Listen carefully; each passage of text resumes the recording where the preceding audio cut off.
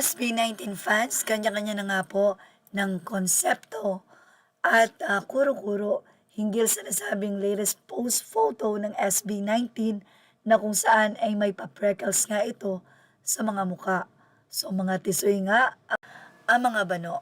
Anyway, ilan sa mga update po natin ngayon ay ang mga negative comments or yung mga fans na nakikipag-away sa iba. Una, ina-avoid po ito ng mga fans rank 18. Napaka-sensitive po nila pagdating sa ganyan dahil alam nila na kapag ginawa nila ito ay may mga malaking impact sa SB19.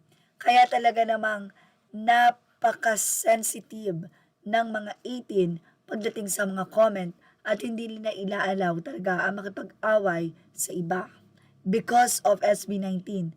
Dahil yan din ang aral or ang advice na ibinibigay sa kanila ng mahalima. Sa naging post po ng isang fanpage at mula kay Maristel Gagana, aniya, lol, do not use SB19 para sumikat kayo. Say naman ng isa, what, hahaha, matagal na silang sikat sa Pilipinas lang, hindi. And then, di magpasikat muna sila sa Pinas before asking a collaboration with SB19. So marami nga pong mga fans ang nag-react dito or ilan sa mga fans ng SB19 ang nag-react at sana nga daw iwasan ng mga kapwa nila fans ang mga ganito nga pong mga sitwasyon dahil hindi maganda. Consider na may gustong makipag-collab na sikat or not. Hindi po yan nire-reject ng SB19 at napaka-humble po ng nasabing grupo. Anyway, ang napakaganda pong edit photo na yan ay mula kay Ana Danilen Bequilio Gicoso. Be kind always. Yan po ang laging sinasabi ng SB19. Anyway, isa namang fan ang nagpatotoo ng maging CDO endorser ang mga bano. Mula kay Adrian Tabonso. Aniya, ang tanungan ngayon sa palengke namin kapag may bibili ng CDO Idol Hotdog, tindero, fan po kayo ng SB19? Mama ko, oo, nako, yung anak ko, idol niya yung SB19, tindero. Etong asawa ko, pinagpapalit ako sa SB19. Pinagpalit niya ako kay Ken. Mama ko, ay, yung anak ko, idol niya rin yun. May isang customer na bumili din ng CDO Idol Hotdog, tindero. Fan din kayo ng SB19?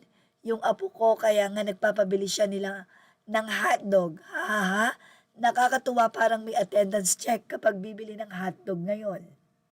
Ito yung sinasabi natin. May market po ang SB19 dahil may malaki silang fan base.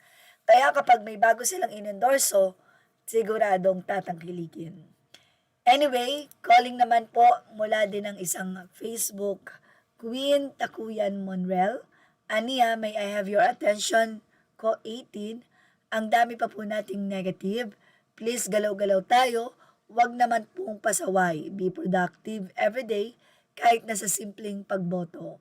Pag-mention, pag-like, pag-tweet, at pag-share ng mga posts, at pag-share ng official page.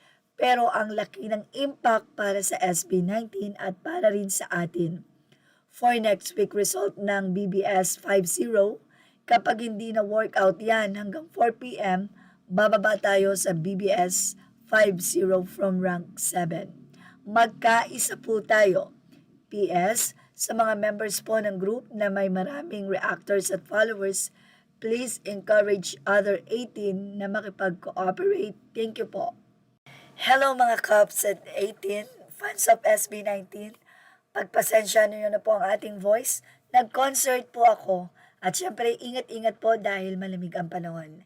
Images are all credit to the rightful owners. Please like, share, and subscribe and thank you for watching.